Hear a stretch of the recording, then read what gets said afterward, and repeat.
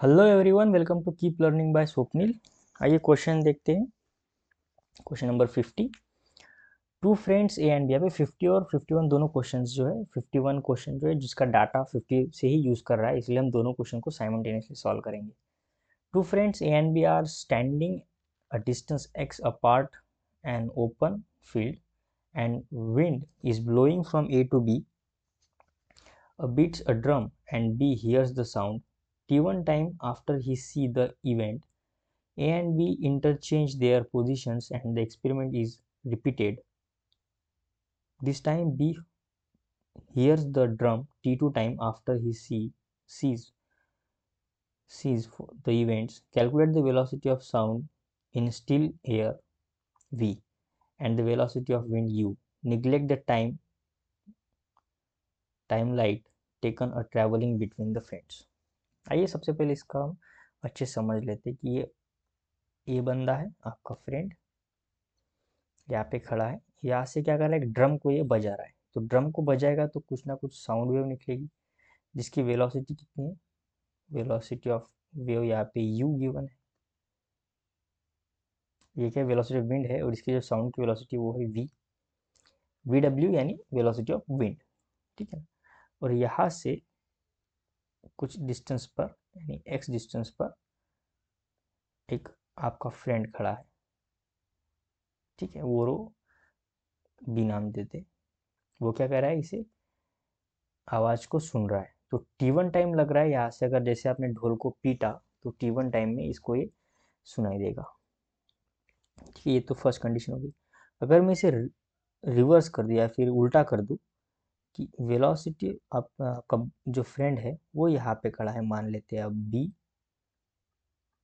ठीक है, और सेम डिस्टेंस पे आपने यहाँ से ढोल को बजाना शुरू किया, तो कुछ इस डायरेक्शन में आपकी वेलोसिटी होगी u। पर विंड जो है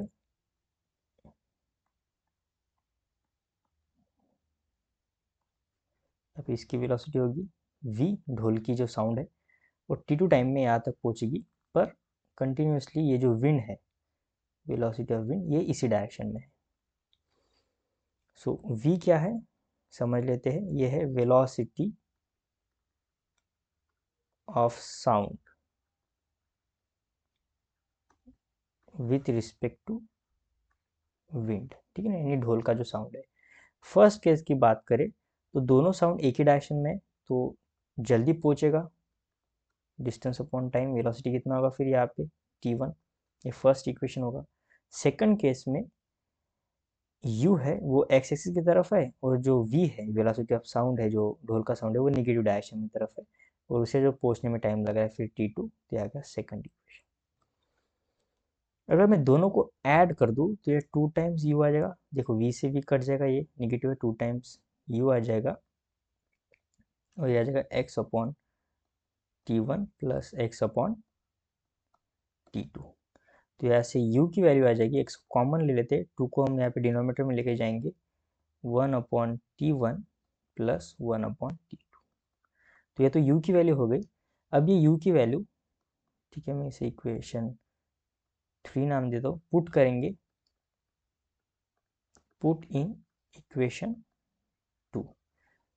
ठीक है, so u minus x by T2 is equal to v. Just second equation को रीअरेंज किया है। ठीक है, फर्दर नेक्स्ट पेज पे देखते हैं। सो v इज इक्वल टू, ये फिर आया u minus x by T2। अब यहाँ पे u की वैल्यू पुट करेंगे, जाएगा x/2 जो हमने फाइंड किया है लास्ट स्लाइड में, T1 plus 1/T2 minus x/T2। तो ये जाएगा x 2 times T1 plus x 2 times T2 minus x/T2। इसको आ जाएगा, ये आ जाएगा फिर x/2 times T1 minus x/2 times T2। यहाँ से x/2 कॉमन ले लेते हैं, यह जगह 1/T1 माइनस 1/T2 वेलोसिटी। ठीक है, तो ये गई velocity of sound with respect to air, ये भी आ गया, और वेलोसिटी ऑफ विंड भी आ गया। ठीक है, तो ये दोनों आपने पूछा है। तो ये तो हो गया हमारा क्वेश्चन 50। अब क्वेश्चन 51 की बात करते हैं। अब क्वेश्चन 51 क्या कह रहा है? अगर मैं क्वेश्चन 51 की बात देखूं तो ये जो है ना, अब बंदे कुछ ऐसे खड़े हैं। मान लो ये है आपका फ्रेंड और ये हो आप, और आप यहाँ से ढोल पीट रहे हो, तो आपकी जो साउंड वेव्स है कुछ इस डायरेक्शन में होगी, वी। ठीक है, और ये जो खड़ा है यहाँ पे, आप यहाँ पे खड़े हो, दोनों में x डिस्टेंस है। और वेलोसिटी ऑफ विंड की डायरेक्शन तो पता ही ऑलरेडी, इसी डायरेक्शन में वेलोसिटी ऑफ विंड जो कि है u। हमें क्या फाइंड करना है, क्वेश्चन एक बार पढ़ लेते हैं।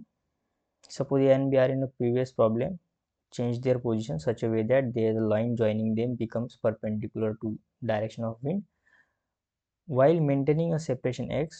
What will be the time lag b? Find between seeing and hearing the drum beating by a. हमें टाइम चाहिए। ठीक है, अब देखिए, अगर ये,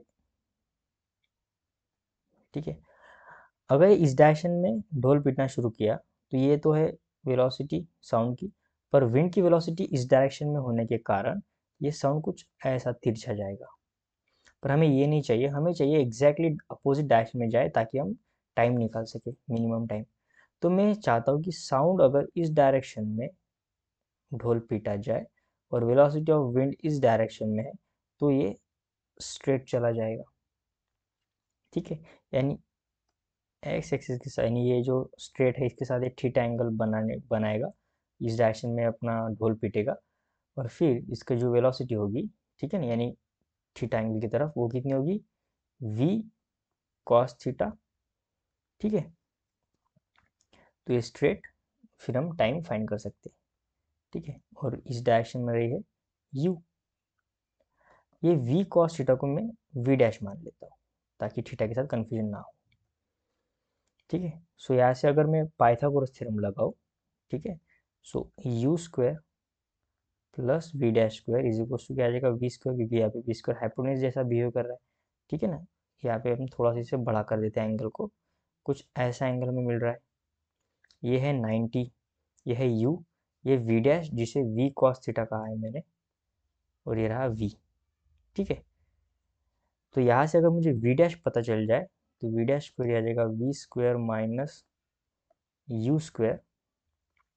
सो यहाँ से v डैश आ जाएगा फिर under root V square minus U square.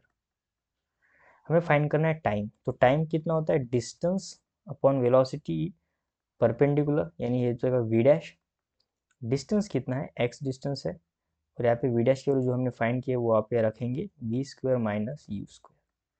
So ये होगा हमारा टाइम का आंसर। सो आई होप आपको दोनों क्वेश्चन अच्छे से समझ आ गए होंगे। दोनों क्वेश्चन अच्छे से समझ आ गए हैं तो चैनल को सब्सक्राइब कर दीजिए, वीडियो को लाइक कर दीजिए। मिलते हैं नेक्स्ट वीडियो सोल्यूशन में। कीप लर्निंग विद स्वप्निल के साथ।